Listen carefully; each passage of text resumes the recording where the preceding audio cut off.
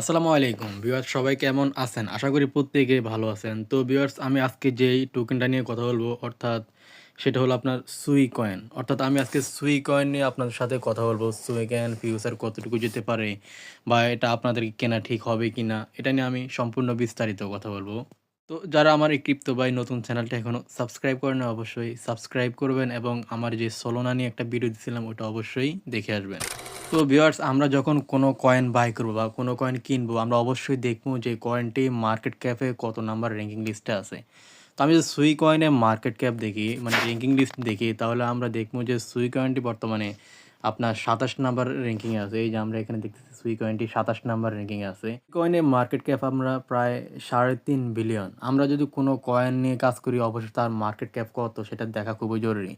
তো এখানে সুইকয়েনের মার্কেট মোটামুটি অনেক ভালো, যে ৩.৫ বিলিয়ন মার্কেট ক্যাপ নিয়ে ওরা এই মার্কেটে আছে। আমি সুইকয়েনের সরাসরি মার্কেট চার্টে চলে আসলাম। এখানে আমি আপনাদেরকে টেকনিক্যাল অ্যানালাইসিসের মাধ্যমে বুঝাবো যে সুইকয়েনের ভবিষ্যৎ কেমন হতে পারে। সো আমরা এখানে সুইকয়েনের ওয়ান ডে চার্টে আসলাম। আমরা এখানে মূলত যে জোনটা দেখতেছি এটা হলো আপনার লিকুইডিটি জোন। আমরা এখানে স্পষ্ট দেখতেছি একটা, মানে সুইকয়েনটা কিন্তু একটা সাইড হইতে ছিল মার্কেট। ঠিক আছে? মার্কেট সাইড হতে ছিল এবং এটার নিচেরটা হলো আপনার লিকুইডিটি জোন। আমরা জানি কোনো কয়েন যদি লিকুইডিটি জোনকে ক্রস করে অর্থাৎ হান্ট করে তাহলে ওই কয়েনটা ভালো একটা পাম্প করে। এটা অবশ্যই বুঝি। তো এখানে আমরা যদি আরো জুম করে দেখি, এখানে কিন্তু লিকুইডিটি আপনার হান্ট করছে। অর্থাৎ লিকুইডিটি ক্রস ওভার করছে। আমি আপনাকে আর একটু ক্লিয়ার করে দেখাই। এই যে এখানে যে লিকুইডিটি জোনটা এটা কিন্তু মার্কেট ক্রস করে উপরের দিকে উঠতেছে।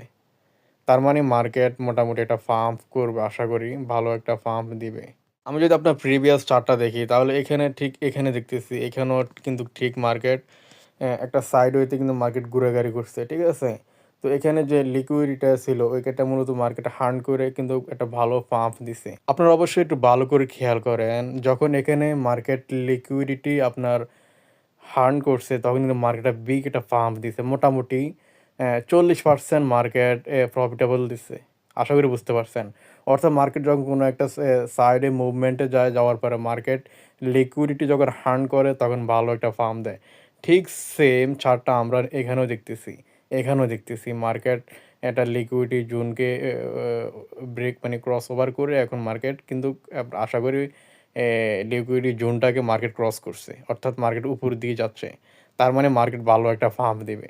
এখন মেইন বিষয় হচ্ছে যে আমরা যে একটা গ্রিন আমি যে একটা গ্রিন ট্রেড লাইন আঁকলাম, এই গ্রিন যে ট্রেড লাইন আঁকলাম এটা কিন্তু একটা স্ট্রং রেজিস্ট্যান্স। ঠিক আছে? ওইটা আমি আপনাদেরকে আরও স্ট্রংভাবে দেখাই। আমরা এখানে একটু খেয়াল করি দেখি, এটা ডিলিট করে দেই। আমরা এখানে যদি একটু খেয়াল করি, মার্কেট কিন্তু এই জায়গায় এসে কিন্তু মার্কেট আবার ডাউন দিছে। হ্যাঁ? মানে এটা ক্রস করতে পারে নাই। যদি এটা ক্রস করতো তাহলে মার্কেট আরও পাম্প করতো। আশা করি বুঝতে পারছেন। তো ঠিক সেম জায়গায় এখানে, এখানে যদি মার্কেট আশা করি ক্রস করবে। ক্রস করলে কিন্তু মার্কেট ভালো একটা পাম্প দিবে। আশা করি বুঝছেন? যেহেতু এখানে মার্কেট লিকুইডিটি জোনকে হার্ন করছে, তার মানে মার্কেট পাম্প দিবে। মার্কেট যখন পাম্প দিবে তখন আশা করি এটা ক্রস ওভার করবে এই রেজিস্ট্যান্স লেভেলটাকে। এই রেজিস্ট্যান্স লেভেলটাকে যখন ক্রস ওভার করে তখন মার্কেট বুম, মানে আশা করি মার্কেট ভালো একটা পাম্প দিবে। তো ভিউয়ার্স, এটা হলো আপনার ফিবোনাচ্চি লেভেল। এখানে কিন্তু মার্কেট ভালো একটা কাজ করে এই লেভেলটা। এখান থেকে একদম খুব মানে স্মুথলি বোঝা যায় যে মার্কেট কোন দিকে যাবে। তো আমি যে এই ফিবোনাচ্চি লেভেলটা ২ টা লেভেল, এটা হলো আপনার গ্রিন, এটা হলো আপনার প্রিমিয়াম জোন। আর যে রেড লেভেলটা এটা হলো আপনার ডিসকাউন্ট জোন। মার্কেট যখন ডিসকাউন্ট জোনে থাকে তখন কিন্তু মার্কেট মানে পাম্প করে অর্থাৎ বুল রান হয়। তো আমি যদি আপনাকে প্রিভিয়াস চার্টে বোঝানোর চেষ্টা করি আপনারা অবশ্যই বুঝতে পারবেন। মার্কেট ডিসকাউন্ট জোনে আসলে কিন্তু আপনি বাই করতে পারবেন। আমি যে এই জোনটা দেখছেন এটা কিন্তু ডিসকাউন্ট জোনে আসছে। ঠিক না? তো ডিসকাউন্ট জোনে আসার পরে মার্কেট লিকুইডিটি জোনটাকে যখন হার্ন করছে, তো তখন কিন্তু মার্কেট ভালো একটা পাম্প দিতে দেখছেন। আশা করি বুঝছেন।